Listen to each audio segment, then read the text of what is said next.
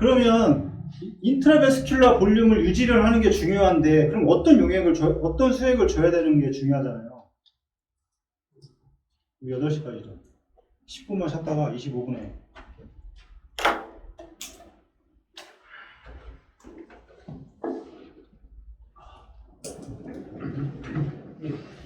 늦었습니다. 되게 큰 도움이 되겠지 않을까요?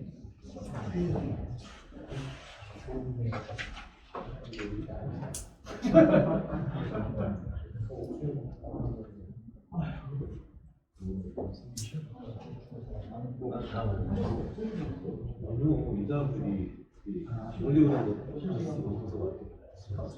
전에 거기 금방 수출하는 걸 요청하면 거기 외화선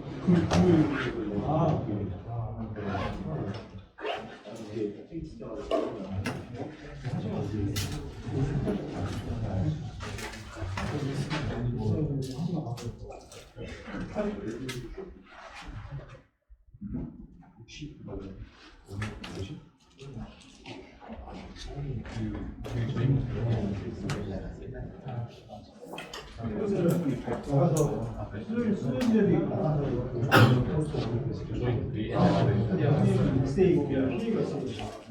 SE를 안 들고 갔잖아요. 다 부적지. 나가서 혼자만 보는 거 수련 안 듣죠. 근데 에크모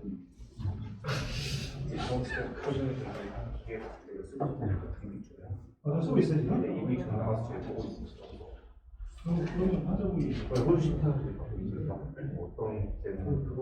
근데 저걸 수치를 이해를 안 하고 쳐다본다고 아니 저거를 택시 미터처럼 뭐 얼마 있다고 하고 이거 안 돼.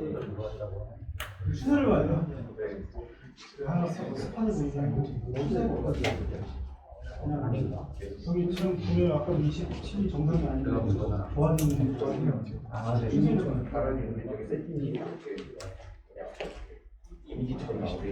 거기 눌러서 바꾸면 볼 수 있어요. 근데 이미지로 보는 게 좋은 게 전체를 한꺼번에 볼 수 있어요. 네.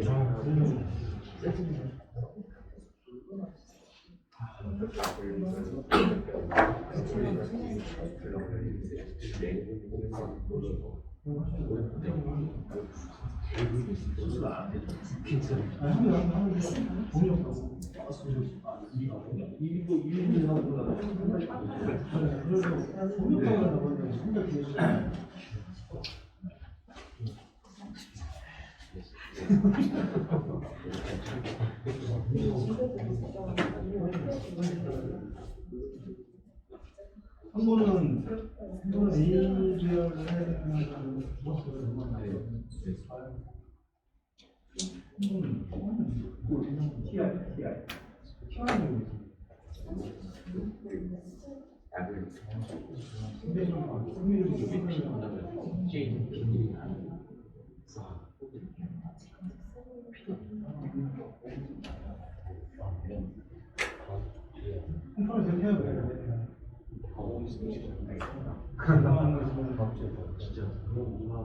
근데 잘 해야 돼. 뮤비에서 짜는 거.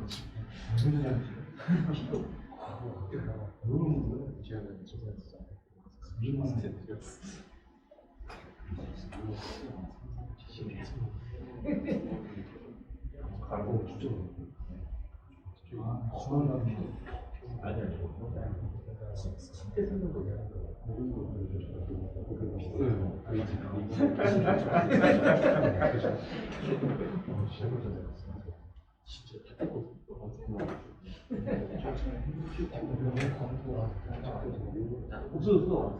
조용히 해야 되는데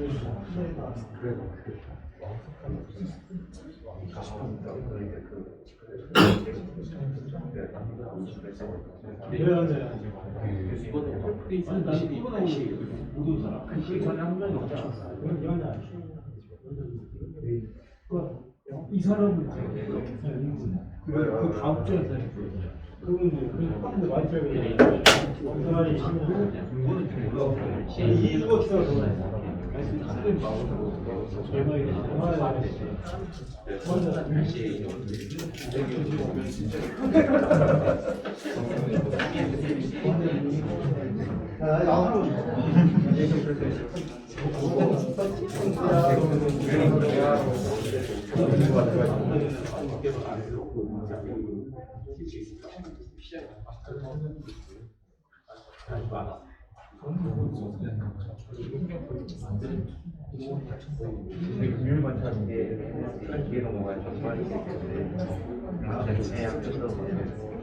반찬을 부르면 이게 먹지 않지.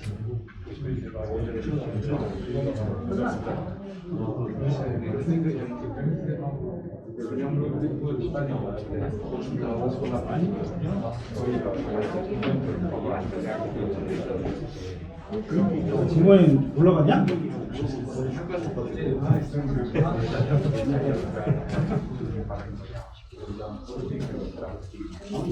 부장님 어떠세요?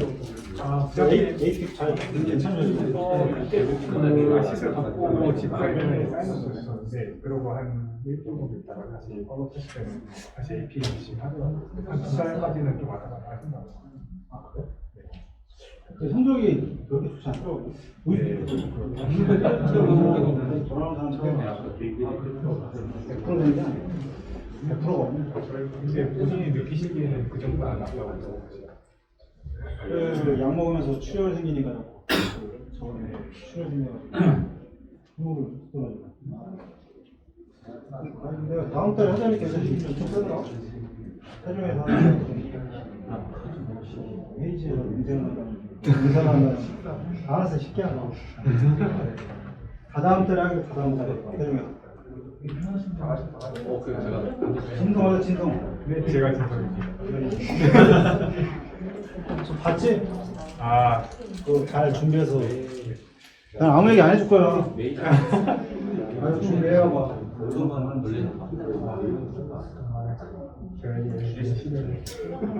야, 네 실장이 나한테 부탁했다. 너 해야 된다. 제 팀장이 그래서 뭘 시킬까 하다가 그 정도는 해야 되지 않을까 하고 그 주제는 내가 정했어.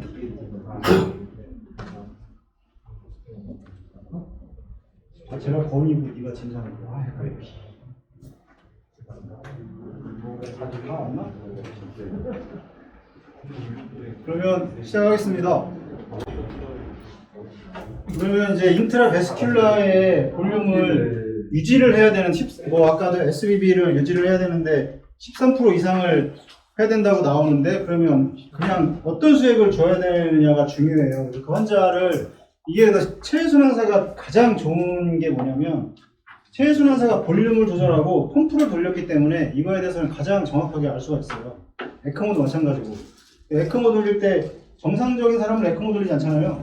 다 심장이 안 뛰어가지고 돌리다 보니까 환자의 대부분 부종이 오거든요. 그러면 부종이라는 거는 뭐 인트라베스큘라의 볼륨이 유지되면서 뭐 서비스로 빠져나갈 수도 있지만 대부분 그렇지는 않습니다. 대부분 이 혈관에 있는 볼륨이 이 간질고역으로 빠져나가면서 부종이라는 게 일어나는 거고 빠져나간 만큼 다시 회수가 되면 좋겠지만 그렇지 않기 때문에 그 다음에 또 부종이라는 거는 장기의 기능이 떨어진다는 거잖아요.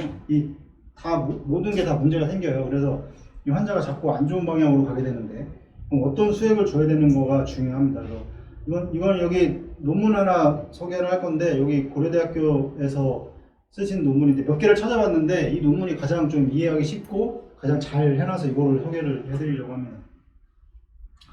이 혈장의 증량제죠. 혈장을 증량하는 거죠. 우리가 적혈구를 주는 게 아니니까, 피를 주는 게 아니니까.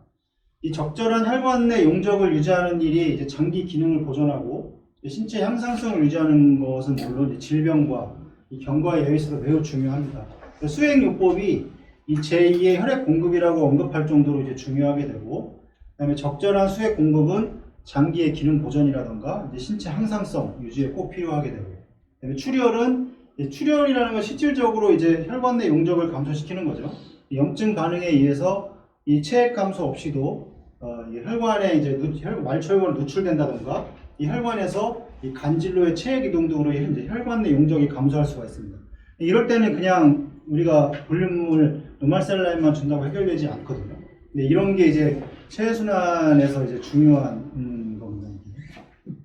실질적인 거나 이제 혹은 2차적인 혈관 내 용적 감소는 이제 수술을 받은 환자, 이제 외상 환자, 그다음에 중환자실의 중증 환자 등에서 자주 확인이 되고, 이 혈관 내 용적 감소는 신체는 심장, 뇌 이런 주요 장기로의 이 관류를 증가시키는 방향으로 적용을 하게 되고, 그다음에 교감신경의 레닌, 엔지오텐신, 그다음에 알도스테론계가 이제 활성화됩니다. 그래서 이 볼륨이 없다, 혈관 내 용적이 감소한다는 것은 결국 볼륨이 없다고 판단을 하게 되고, 이 가장 중요한 장기로 혈류를 다 보내게 됩니다. 그래서 페리페랄이 심장이 잘 안 뛰는 사람들 다리는 데 만져봤어요?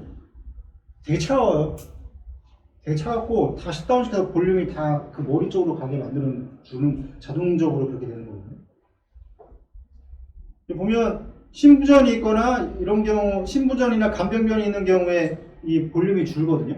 왜냐면 신부전의 경우에는 심장이 안 뛰니까 이제 그 압력계가 작용을 하게 되고, 그러면 볼륨이 이제 볼륨을 늘리는 방향으로, 그러면 정맥 우려이 정맥 우려도 생기지만 이제 심박 출량 저하로 혈압이 저하되고, 혈압이 저하되면서 유효순환 혈액량 자체가 줄어들게 되잖아요. 그러면 어떻게 이 유효순환 혈액량을 늘리기 위해서 어떻게 하냐면, 이걸 늘리기 위해서 교감신경계가 활성화되고요. 그 다음에 이 레닌, 안지오텐신, 알도스테론계가 이제 활성화됩니다.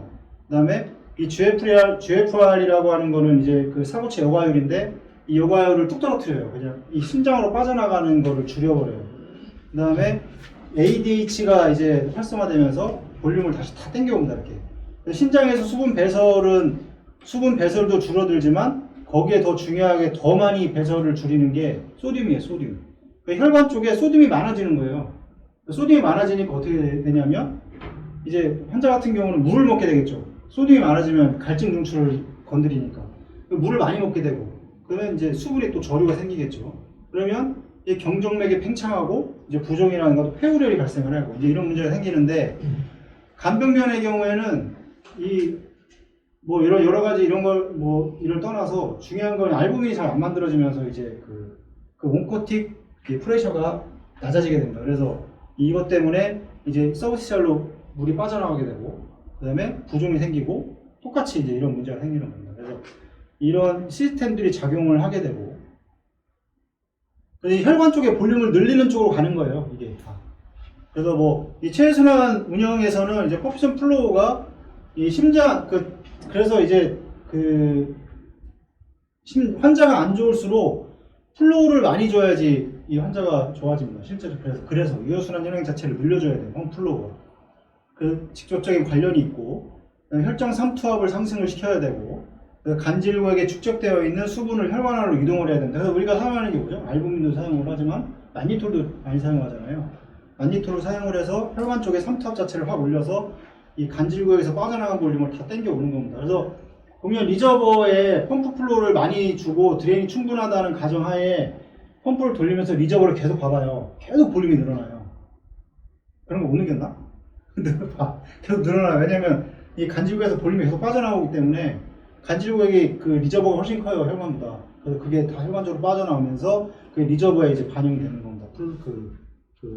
그걸 자꾸 보려고 노력을 해야 돼요. 그리고 자꾸 환자가 볼륨이 늘어나네, 이런 거고. 충분한 관리를 통해서 이제 유효순환 혈액량을 이제 증가시키는 방향으로 이제 심폐기를 운영을 해야 되고, 당연히 이제 유린 아웃풋도 증가를 시켜야 된다. 환자가 안 좋으면 안 좋을수록. 무엇보다 중요한 거는 이 충분한 이제 관리를 통해서 환자의 이제 체액을 이제 밸런스를 정확하게 좀 맞춰주는 게 제일 중요합니다. 그래서 우리가 그래서 랩을 하는 거고, 그거에 대해 맞춰주려고 노력을 하는 거고. 이러한 반응들로 인해서 초기에는 이제 신체 항상성이 유지되지만, 이 혈관 내 용적 감소가 지속되거나 심화되면 이 주요 장기가 기능 부전에 빠지게 되고, 심하면 사망에 이르게 됩니다. 그래서 이 적절한 수액 요법의 효과는 이제 용적의 치료라던가 이 전해질, 그다음에 폐압, 그다음에 장기 및 조직으로의 관류, 그다음에 이제 에너지 및 이제 완충물질의 효과적인 공급 등이고, 이 질병의 예후에도 이 수액요법이 큰 영향을 미치게 돼요. 체외순환 과정에서도 수액요법이 가장 중요하거든요. 왜냐면 뭐 혈액도 사용을 하지만 가장 많이 쓰는 게 그 수액이잖아요. 이걸 대해서 그러고. 그러면 어떤 상황에서 어떤 수액을 사용할 것인가를 이제 봐야 되는데, 이제 크게 세 가지로 나눌 수 있을 겁니다. 정질용액이 있고, 그다음에 교질용액이 있을 거고. 여기 보면 정질용액의 경우에는 이 혈관막을 통과가 가능하죠. 왔다 갔다. 이 세포 내액과 세포 외액으로 나누고, 세포 외액은 이 인트라베스큘라와 간질구로 나누잖아요. 그러면 세포 내액의 그 내액의 가장 큰 양이온은 포타슘이고 세포 외는 소듐이잖아요. 소듐과 포타슘이 이게 잘 교환이 안 돼요. 그래서 세포에 나트륨 K 펌프가 있는 거예요. 펌프 자체가 있어야지 교환을 해서 뭐 전기도 일으키고 하는 거예요. 근데 세포 외에서 혈관과 간질구액은 소듐이 왔다 갔다 하면 혈관벽을 자유롭게 통과를 합니다. 그래서 그 보면은 정질용의 경우는 혈관막을 통과가 가능하기 때문에 25%는 이제 혈관 내에 있고요. 75%는 간질과 이제 세포 내로 확산이 되는 거예요. 이게 이 비율, 생긴 비율, 리저버대로. 정질 용액만으로는 혈관 내 용적을 증가시키는 데는 한계가 있습니다. 그래서 플로우를 운영을 하는데 이 에크모를 운영하고 심피비를 하든 드레인이 잘 안 되고 볼륨이 많이 드레인이 안 된다 생각할 때는 볼륨 자체가 없어서 그럴 수도 있고 캬타타의 문제로 드레인이 안 될 수도 있는 거고 그거를 또 판단을 해야 되는 거고 중요한 거는 이 정질 용액만으로는 혈관 내 용적을 증가시키는 한계가 있습니다. 4분의 1, 4분의 3이거든요. 비율이 혈관하고 그 다음에 이 서브티셜하고 그래서 1000cc 주면 어떻게 돼요? 250 이렇게 가는 거예요. 그래서 이렇게 가는 거예요. 이건 내가 얘기 아니고 이게 이 논문에 다 나와 있는 거예요. 정질 용액의 투여는 이 혈장량의 증가보다는 이제 조직 간액의 증가를 일으키죠. 이게 부종이잖아요. 그래서 이 함부로 이제 이 노멀셀이나 이런 거를 충분한 관료가 되지 않는 상태에서 줘버리게 되면 부종을 더 크게 일으키는 문제를 일으킨다. 그래서 탈수로 인한 만약에 탈수가 있어요. 탈수라는 거는 세포 내외액이 동시에 감소하는 거죠. 땀을 흘린다거나 이럴 때는 당연히 노멀셀 이것도 괜찮죠. 왜냐면 균등하게 분배가 되니까. 근데 그건 괜찮은데 그렇지 않은 경우에는 주면 안 된다는 거죠. 등장성 1리터를 투여를 하면 혈장량은 이 정도 늘어나고요. 조직 간액으로 이렇게 빠져나가요. 이렇게 분배가 돼요. 전체적으로 한 1100 정도의 용적이 1000을 줬는데 1100이 되잖아요. 이건 왜 이유가 뭐냐면 이 소듐 자체가 우리가 얼마죠? 보통 한 145 정상계 140에서 135에서 145 정도 되죠. 140 정도 되죠. 근데 소듐은 한 155 정도 돼요. 여기 보면 리터당 한 153ml 돼요. 좀 높아서 이 높은 것 때문에 한 100cc가 더 이제 증가를 하는 겁니다. 그렇게 큰 용적은 아니에요. 그 등장성 생리식염수는 탈수라던가 뭐 이런 것들 아니면 출혈 이런 것들을 줄 수 있겠죠. 근데 이제 부종으로 인한 어떤 문제가 생겼을 때 정질 용액을 주면 안 된다는 거예요. 그래서 이 문제가 그래서 에크모도릴 때 자꾸 노말살라인을 주면 이게 그렇게 분배가 되는 거죠. 근데 이제 교질 용액을 있죠. 우리가 쓰는 교질 용액 뭐 이거는 콜로이드 온커틱 프레셔를 형성하는 이제 분자량이 이제 비교적 큰 물질입니다. 이게 혈관을 빠져나가기가 좀 힘들어하는 분자량이 크기 때문에 혈관벽을 자유롭게 이동하지 못해요. 그러니까 자유롭게 이동하지 못하니까 용질 자체가 혈관 쪽에 또 용질이 높다 보니까 이 물이 이제 시프팅이 되는 게 뭐냐? 이제 물이 왔다 갔다 하는 거예요. 혈관 내에 남아있는 수분을 잡아둠으로써 이 혈장량을 증가시키게 되는 겁니다. 그래서 뭐 5% 알부민 1리터를 투여를 한다 그러면 이 혈장 용적이 이제 700cc가 증가를 하고 간질이 한 300 정도 증가를 해요. 준다고 혈장만 되는 게 아니고 간질 되는데 이 알부민의 경우에는 워낙 분자량이 크기 때문에 훨씬 더 많은 이 혈장량에 늘리기 때문에 그래서 우리가 pompe에다가 알부민을 주는 이유가 히모다일루션으로 인해서 알부민 수치가 상당히 떨어지니까 그걸 맞춰주기 위해서 올리는 거거든요. 그래서 그거를 생각을 해보면 되는 거고 교질 용액이 정질 용액보다 약 3배 정도 효과가 더 좋습니다. 그래서 뭐 에크모를 늘린다던가 이런 경우에는 차라리 알부민이라던가 아니면 볼루멘이라던가 뭐 이런 것들을 줘야 돼요. 그냥 노멀셀라인은 절대 주면 안 됩니다. 부종이 있다고 판단했을 때. 플로우가 안 나온다. 그러니까 어떤 기계적인, 메카니컬적인 문제가 아니다. 뭐 캐놀라를 작게 쓰고 위치가 안 좋고 이러는 경우는 그거부터 교정을 한 다음에 그게 만약에 이것도 아니다 그러면 그러면 이제 혈관 자체 볼륨이 없는 거예요. 그러면 그 볼륨을 어떻게 늘려줘야 되냐? 이 CPU도 마찬가지고 노멀셀라를 주면 안 되는 거예요. 그래서 이제 이런 것들을 해결해야 되고 이 대부분의 임상에서는 아마 비슷할 겁니다. 3, 4리터 이상의 수액이 이제 필요한 경우에는 이 교질하고 정질하고 한 1대3 정도로 이렇게 보통 줍니다. 보통 정질 용액을 많이 주죠. 대부분 보면. 그다음에 혈액 응고장애라든가 신장 기능 손상, 알레르기 같은 과민 반응의 부작용에 대한 이제 이런 위험이 있을 수 있습니다. 교질 용액이. 그다음에 많은 양의 정질 용액은 이제 많은 양의 조직 간에 이동해서 부종의 발생 가능성이 증가한다는 것을 이렇게 얘기를 하고 있고. 교질 용액의 경우에도 이제 부종의 위험이 없는 게 아니에요. 보면 이제 알부민의 경우에는 이제 혈관뿐만 아니라 이 조직으로 이제 유출이 될 수가 있습니다. 염증이 있다든가 이런 경우에. 그렇게 되면 그쪽에 이 오스모틱 프레셔가 훨씬 높아지기 때문에 그쪽으로 이제 물이 빠져나가게 되는, 그 부종을 더 조장을 하게 되는 이런 문제가 생깁니다. 특히나 이제 오줌이 안 나오거나 소변이 안 나오는 사람들 알부민이나 이런 거 잘못 쓰면 오히려 더 부종을 더 조장을 합니다. 그래서 그때 잘 보고 써야 돼요. 완니로도 마찬가지고. 펌프는 소변이 안 나와도 헤모필터를 이용해서 얼마든지 물을 뺄 수가 있고 우리가 조절을 할 수 있기 때문에 우리가 완니톨이라든가 이런 거를 주는 거지, 그냥 일반 그 투석하는 환자들 이렇게 주면 혹시 문제가 생겨요. 잘 안 주는 이유도 그래서 안 주는 거예요.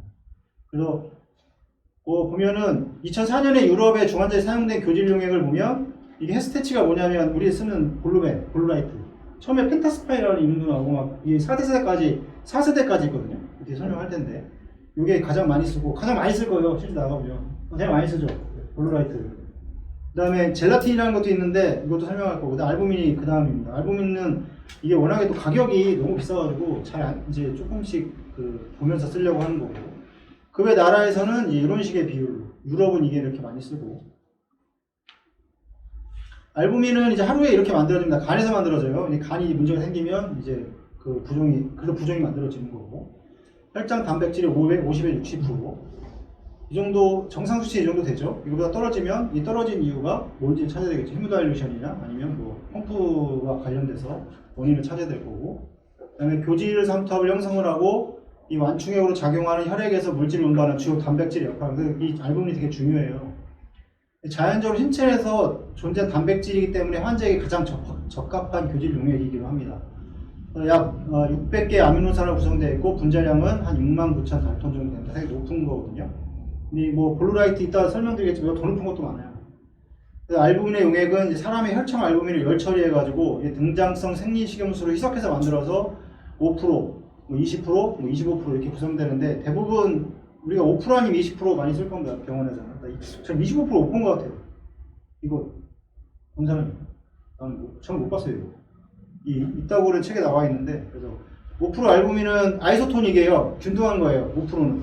그냥 전체적으로 혈장량 증가시키는 25%는 하이퍼토닉이에요. 높아요. 그래서 더 물을 많이 땡겨올 수 있는. 근데 이제 25% 알부민은 50, 100 단위로 투여를 하게 되는데, 투여 직후에 투여량이 3, 4배에 달하는 혈장량 증대 효과가 있습니다. 그래서 이 가장 좋은 건 알부민을 주는 겁니다. 만약에 인터스티셜 볼륨을 증가를 시키려고 하면 100ml를 투여하면 350cc의 간질액이 이 세포 내 혈관 내 공간을 끌어들이는 효과가 있고, 혈관 용적은 이제 450cc로 증가하는 거죠. 100cc를 주면 350 땡겨오니까. 이거에 대한 이 효과가 있고, 이것은 이제 소실된 용적을 보충하는 것이라기보다는 그게 많지는 않잖아요. 100cc 주는데 350 땡겨오면 이건 간질구역에서 땡겨오는 역할을 더 많이 하는 겁니다. 그래서 이거를 체액을 이동하는 거에 이제 불과를 하고, 근데 절대 쓰지 말아야 되는 게 뭐냐면 피가 많이 났다거나 탈수에 대한 거로 이거를 쓰면 안 돼요. 그러면 탈수가 일어났는데 가뜩이나 혈관 쪽에 다 농도가 높아져 있는데 알부민을 줘버리게 되면 인트라베스큘라의 농도가 또 갑자기 확 올라가죠. 그럼 세포 내에서 물이 더 빠져나오죠. 그러면 이제 생명에 지장이 있을 수 있습니다. 이거는 이 급성 실혈이라든가 탈수에는 절대 이제 하면 안 되고, 25% 알부민 용액은 이제 심한 저알부민 혈증으로 인해서 이제 간질 공간으로 체액 이동이 일어나서 이제 혈장 저하증이 일어난 경우에만 이제 사용을 하게 되는 겁니다. 그래서 심폐기에서는 주로 2개까지 보험이라고 해서 사용하게 되는 거고, 5% 알부민은 등장성이라서 이게 용적은 이렇게 균등하게 분배가 됩니다. 이렇게 분배가 되고, 5% 같은 경우는 마취과에서 많이 쓰는데, 이거는 혈관 내 용적을 늘리려고 하는 것보다는 그냥 균등하게 주려고 하는 겁니다. 보통 마취과에서 5% 많이 쓰거든요. 실제 20%는 잘 안 쓰고 5% 많이 쓰더라고요. 그래서 이거는 이제 아이소토닉이기 때문에. 알부민 투여에 따른 용적 효과가 예측하기 힘든 이유가 있어요. 환자의 혈액량이라던가 단백질의 성분, 모세혈관의 투과성 등에 따라서 용적에 대한 이제 증가 효과는 달라질 수가 있습니다. 그래서 이걸 준다고 다 늘어나는 게 아니고, 또 염증도 봐야 되고, 논란 같은 경우는 외상이나 폐혈증 등의 감염이 동반되었을 때 알부민이 일주일 이내에 이렇게 감소를 하고, 이는 알부민의 감감기가 20일임에도 불구하고 알부민 감소 원인은 이 생산이 저하된 것이 아니고 알부민이 혈관 밖으로 유출된 겁니다. 그래서 우리가 나가서 알부민이 떨어지는 이유가 줬는데도 좀 이따가 떨어지는 이유는 이거는 얘가 어디 밖에 빠져나간 게 아니고 이 간질구에서 빠져나간 거예요. 그래서 혈관 우리는 검사를 인트라베스큘러에서만 하잖아요. 혈관에 찔러가지고 피 검사를 하니까 우리가 간질구역을 찔러서 할 수는 없습니다.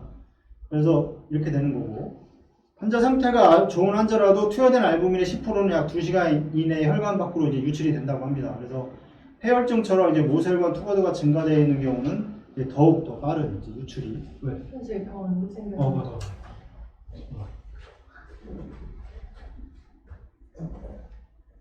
논란 또 따라서 이럴 경우 알부민 인위적으로 투여한다고 하더라도 이제 환자의 예와 관련해서는 이제 별다른 뚜렷한 효과를 보기는 힘들다는 겁니다.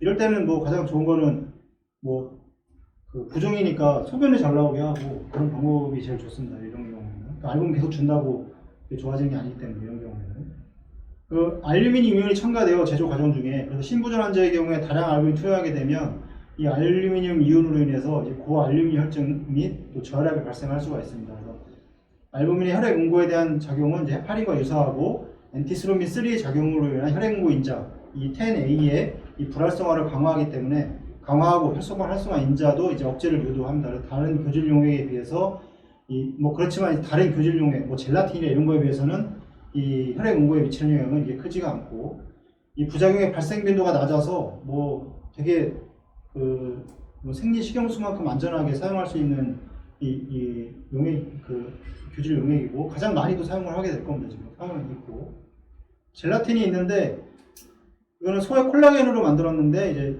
뭐 이거는 되게 정도가 그 분자량이 되게 크기 때문에 이게 되게 쓰면 좋을 텐데 요즘은 많이 안 씁니다. 왜냐면 이게 보면은 막 그 분자량이 뭐 35,000 뭐 달토 이렇게 쓰는데 요즘은 이게 그 부작용이 좀 있어요. 그래서 이 젤라틴은 이제 빠르게 간질로 이동을 하고 이제 신장을 통해 신속히 배설이 된다고 되어 있잖아요. 이게 빠르게 간질로 이동하는 게 문제예요. 이게 줬으면 인트라베스큘라의 용적을 유지를 하려고 그러는데 이게 빠르게 간질로 이동해서 이 신장을 통해서 배설되기 때문에 그 혈장 쪽에 그거를 유지하는 데는 큰 게 없다는 거죠. 그래서 여기 그 얘기를 하고 있는 거고 적절한 혈류량 유지하기 위해서 반복 투여가 계속 돼야 되는 거. 계속 빠져나가니까 이게 어느 정도 유지를 하고 있어요. 이제 그게 그런 게 문제고. 이게 단점이지만 체내에서 신장에 영향 없이 그냥 빠져나가기 때문에 그 용량에 대한 제한이 적죠. 많이 줘도 빠져나가니까 그거에 대한 장점은 있고 멸균이 되어 있어서 발열 물질도 없게 이제 상온에 3년간 보존이 가능하답니다. 그래서 젤라틴은 또 써본 적은 없는 것 같아요. 뭐 침팩이나 이런 거 하는데 그러니까 젤라틴이 혈소판 기능을 저하시켜서 항우고 반응을 일으킨다는 보고가 있고 신장 배설을 위해서 실험실 검사상 단백뇨가 나타날 수 있고 이건 이제 단백뇨가 이제 심장 질환으로 오인할 수 있는 이런 문제도 있다고 합니다. 그래서 이 알레르기 반응이 좀 있을 수 있고 뭐 천식 환자에서 심각한 호흡 장애가 나타났다는 뭐 보고도 있다고 합니다. 덱스트란도 쓰죠 이거. 근데 뭐 슈크로스 용액을 배양한 뭐 이런 거로 해서 세균에서 합성된 포도당 중합체인데 이런 덱스트란이 10%에 40, 6%에 70 이렇게 돼 있는데 이건 그 달톤이에요. 그 분자량 크기예요. 상당히 크죠. 이 정도 되면 이게 수분을 땡겨오는 효과가 엄청 좋을 겁니다. 그래서 이 교질 3투압에 대한 효과는 되게 강력합니다. 10%가 40g, 40이 1g 주면 30ml의 물을 끌어당기고 1g에 얘는 20에서 25ml를 땡기고 이 퍼센트에 다른데 일부가 이제 간질 공간으로 이동하는데 이 5시간, 8시간 동안 혈관내에 머물면서 신장을 통해서 이제 배설이 돼서 이제 대사가 됩니다. 이거는 이제 강력한 달톤이 높기 때문에 혈액의 점도를 떨어뜨리겠죠. 수분이 땡겨오니까. 이건 또 단점이라고 하기는 좀 그렇습니다. 이거는. 왜냐면 이제 소변으로 빠지는 양도 있을 거니까. 미세의 혈관 순환을 개선시켜서 이 조직으로의 관리를 개선시킨다고 해서 각광을 받았는데 이 치명적인 부작용이 발견이 돼서 이 사용은 점차 줄어들고 있는 시점입니다. 그래서 알레르기 반응이 이제 심각해서 3,300명 한 명의 빈도로 발생을 해서 이건 다른 이제 교질 용액보다 심각해도 이제 잘 사용되지는 않고 이 사용을 하더라도 이제 좀 그 양의 제한이 있습니다. 그래서 이 신장 기능의 저하도 발생을 하고 그다음에 이 신장 질환이 있거나 탈수가 동반돼서 소변량이 적거나 뭐 혈액학적으로 불안정한 경우에는 이런 다량의 덱스랑 투여할 경우 이제 발생 가능성이 이제 더 커지는 그런 문제를 발생시켜서 이제 이렇게 크게 많이 사용되지는 않습니다. 출혈 경향도 또 있어요. 그래서 이제 체외순환 과정에서 쓰기가 좀 그렇습니다. 그래서 이런 것들이 이제 좀 이런 문제가 있고, 이 정도는 쓰지 말라고, 킬로그램당 1조그램 이상을 쓰지 말라고 이렇게 되어 있습니다. 수술 후에 출혈이 증가되고 수혈량이 많아진다는 이제 보고가 되어 있고, 이것도 이렇게 많이 사용되지 않습니다. 가장 많이 드는 게 이제 그 하이드록실 이제 이 스타치인데, 이게 이제 그 전분이거든요, 전분. 그 헤스라고 보통 우리가 얘기하죠. 옥수수나 감자에 추출한 녹말에서 이제 만들어지고, 이제 글리코겐과 유사합니다. 그래서 이건 자연에 추출해서 혈장제를 사용하지는 않고, 녹말은 여기에 이제 아밀라제에 빠르게 가수분화되기 때문에 이게 바로 다 빠져나가요. 그래서 이거를 좀 변형을 시킵니다. 그래서 이 치환에서 이제 하이드록실기로 만들어서 그냥 전분만 사용하게 되면 바로 빠져나가기 때문에 아무런 효과가 없어서 이거를 치환해서 만든 것이 이제 이 HS고, 그다음에 이 혈액 내 아밀라제 가수분해돼서 작은 조각으로 분해되고, 분해된 조각은 신장으로 배설되는데, 이거를 이제 그러니까 그 시간이 녹말보다는 늦게 만드는 거죠. 치환을 시켜서. 교질 삼투압 효과는 하루면 소실돼요. 하루면. 계속 많이 주잖아요. 중복적으로.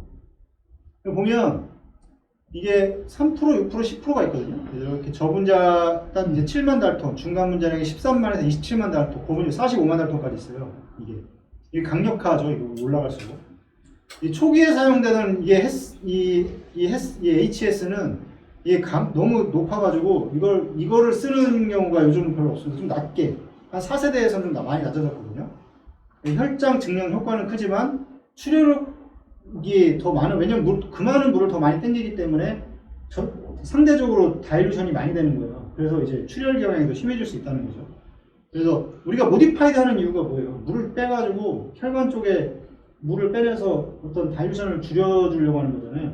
상대적으로 동일한 공간에 물을 빼주면 출혈이 없다고 가정을 했을 때, 그리고 상대적으로 어떤 여러 가지 플레트레이트라든가 이런 게 더 농축이 되는 거기 때문에, 근데 이제 이런 혈장 증량 효과가 너무 크기 때문에 이런 부작용이 있었습니다. 이거 뭐 에크모 들 때 이런 거 주면 좋을 것 같아요.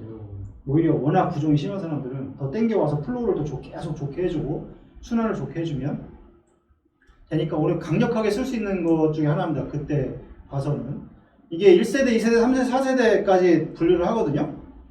우리가 뭐 펜타스판 이런 거 들어봤잖아요. 펜타스판, 그게 이제 여기에 들어가는 하나의 세대입니다. 여기 보면 여기 펜타스판 있죠. 2세대거든요. 이게 여기 뭐 헤타스타치 해가지고 6%, 45만. 이게 몰치환도가 높으면 1에 가까우면 가까울수록 이게 잘 그 변환이 안 되는 거예요. 그래서 낮게 낮추고, 그 다음에 분자량도 좀 낮추고, 몰치환도 0.7이고 여기다 45만이잖아요. 이게 되게 강력한 거예요, 진짜.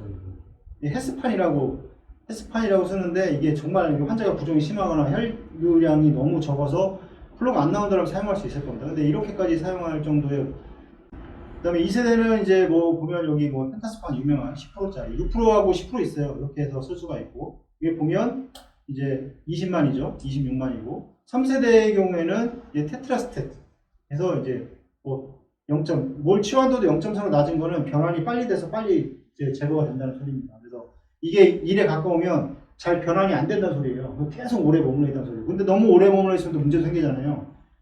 그래서 우리가 쓰는 3세가 볼루벤이에요, 볼루벤. 근데 요즘 나와서는 이제 볼루벤까지는 나왔고, 이제 볼루라이트라고 이름도 나오는데, 이 세대를 거쳐서 이제 여기서 뭘 또 첨가를 하냐면, 이제 일렉트로라이트를 첨가를 해요, 이제. 그래서 보면, 이제 만들 때 이제 등장성 생리식염수를 보통 사용을 했는데, 이 생리식염수 대신에 이제 여러 전해질을 포함해서 이제 균형질 용매를 사용해서 만든 이거를 4세대라고 합니다. 그래서 이거 볼루라이트 보통 얘기하는 게 이제 보면 전해질이 이렇게 들어가 있을 겁니다.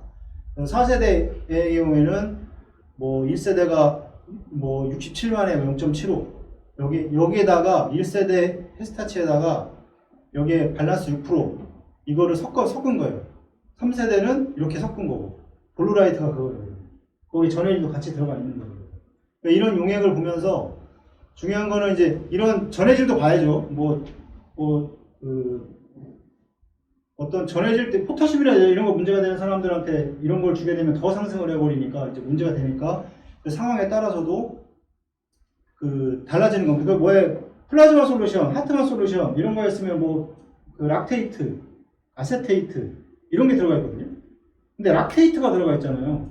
그 혈관을 락테이트가 증가한다는 건 뭐예요? 그게 대사가 안 된다는 소리잖아요. 락테이트가 증가한다는 건 혈중에. 근데 이게 수액을 주면 간에서 대사를 해요.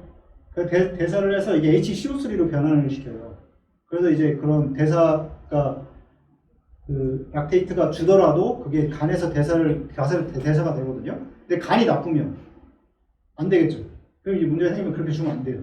근데 그런 거를 보면서 수액요법도 그런 걸 보면서 해야 됩니다. 그래서 이 HS 분자는 혈액 내 아밀라제와 결합을 하게 되고 이제 작은 조각으로 분해되고 이제 신장으로 이제 다시 신장으로 배설이 되는 겁니다.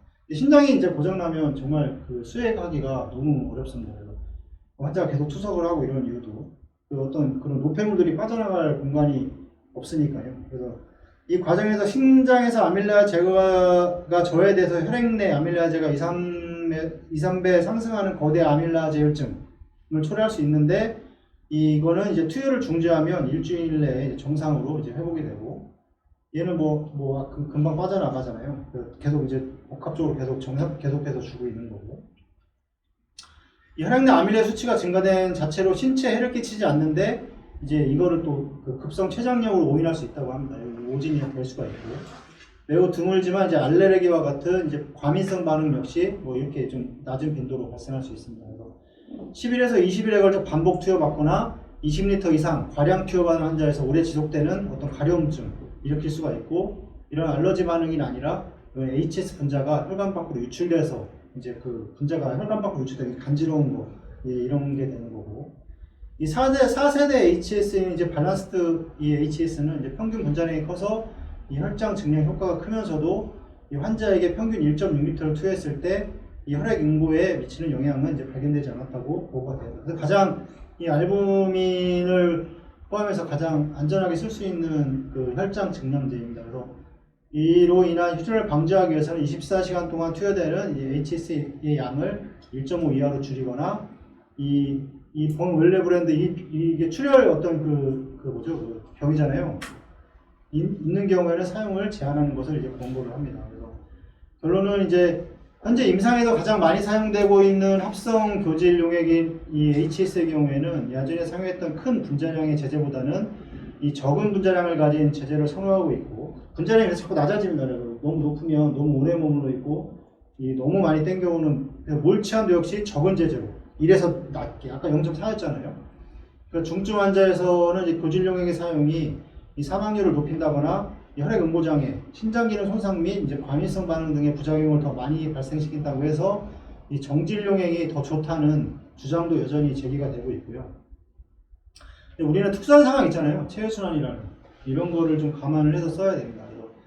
그러나 비교적 안전하고 싸게 사용할 수 있는 정질 용액 역시 이 교질 용액에 비해서 혈장 증량 효과가 떨어져서 이제 과량으로 투여하는 것은 빈번하게 이건 문제가 발생할 수가 있습니다. 그래서 1대3 정도 임상에서 이렇게 사용을 하게 되는 거고 이로 인해 간질 부종이라던가 희석성 대사산증 이런 부작용이 발생할 수 있는 단점이 역시 존재를 합니다. 그래서 뭐만 쓰면 좋다 이게 아니라 적절하게 그 상황에 맞춰서 써야 됩니다.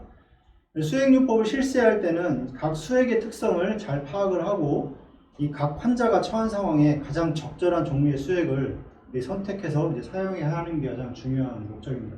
그래서 우리가 사용하고 있는 이제 교질용액이라든가 교질용액, 정질용액을 사용할 때 그 상황에 맞게 뭘 써야 되는지를 해야 되는 거예요. 펌프 돌릴 때 우리 블루라이트 써도 돼요. 그 상황에 따라서 충분히 쓸 수 있으면 쓰고 요즘은 저는 이렇게 잘 쓰진 않는데 예전에는 프라이밍까지 블루라이트도 했었어요. 근데 지금은 하진 않는데 왜냐면 다른 거로도 충분히 더 좋게 소변만 잘 나오면 얼마든지 해결할 방법이 있기 때문에 근데 그런 거를 펌프의 장점은 그거예요. 얼마든지 조절해 줄 수 있다는 거예요. 근데 이제 나가서는 이제 그게 되게 중요합니다. 랩도 일렉트로라이트도 봐야죠. 그래서 만약에 소듐이 높다 그러면 하프셀라인도 줘야 되는 거고 이런 식으로 계속 변하는 겁니다. 그래서 그거에 대해서 저는 나가서 환자를 같이 가서 교수님하고 있다가 보기도 하고 그러지만 근데 이제 정말 이게 환자를 보는 피해 선생님들 그런 선생님들은 좀 정확하게 좀 이런 것들을 알아야 되는 게 중요하고 우리도 심폐기 내에서도 심폐기를 할 때 볼루멘을 쓸 건지 알부민을 더 쓸 건지 아니면 노말셀러를 할 건지 플라즈마를 할 건지 하트마를 할 건지 뭐 종류가 많잖아요. 하트만 플라즈마 이거는 전해질의 용액에 좀 차이가 있습니다. 소듐의 차이도 있고 이런 것들을 그 플라즈마가 가장 생리적으로 가장 적합하다고 그래서 플라즈마 가장 많이 쓰는 거예요. 왜냐하면 소듐 자체도 우리 생리적인 범위 안에 들어와 있고 근데 노말셀은 한 154 정도 되니까 좀 높고 이런 것들을 잘 봐야 돼요. 그래서 노말셀륨만 주면 뭐 하이퍼나트륨이 가지고 형성되고 그리고 자꾸 하프셀륨을 바꾸고 뭐 이런 것들이 이제 그래서 그러는 거예요. 그런 것들을 잘 해서 최소한 과정에서도 이런 거를 잘 보고 이거는 뭐 그겁니다. 가장 중요한 건 여기 3세대, 4세대 HS가 가장 많이 사용되고 있고요, 현재. 그 다음에 알부민이 가장 많이 사용하고 있고요. 근데 알부민이 비싸니까 이제 많이 못 쓰게 하는 거고. 그렇게 보면 됩니다. 근데 나머지 하트만이라든가 뭐 플라즈마라든가 이런 거는 거기 전해질 차이가 뭐 있고 소듐 차이가 뭔지를 보고 줘야 되는 거고 플라즈마는 우리가 주는 이유는 그거죠. 가장 생리적으로 적합한 노말셀러만 프라이마면은 셀수나 운영에서 혈액과 이제 믹스되면서 모두 수치가 다 떨어지잖아요. 근데 플라즈마는 이제 동일하게 전해질이 포함되어 있는 거기 때문에 우리가 랩을 해보면 옛날 노말셀라인을 하면 랩이 다 떨어져요. 실제 거짓말 안 하고 진짜 다 떨어져요. 소듐도 뚝 떨어지고 오스모랄리티가 다 떨어져요. 오스모랄리티에 가장 크게 작용하는 인자가 뭔지 알아요? 계산식에서 소듐이에요. 소듐 거기 2를 곱해야 돼요. 그 다음에 글루코즈가 높으면 오스모가 올라가요. 그 다음에 이제 BUN인데 BUN은 뭐 세포 내로 왔다 갔다 하기 때문에 자유롭게 그거는 이제 큰 의미가 없고 그래서 글루코즈가 높고 소듐이 높으면 오스모랄리티는 올라가게 됩니다. 근데 오스모랄리티가 떨어지게 되면 이제 그게 이제 부종이 되는 거죠. 근데 그걸 맞춰주기 위해서 노력을 해야 되는 거고. 여기 보면 되게 많은데 그만할까? 이거 비교한 거거든요. 이거 다음 시간에 할게요.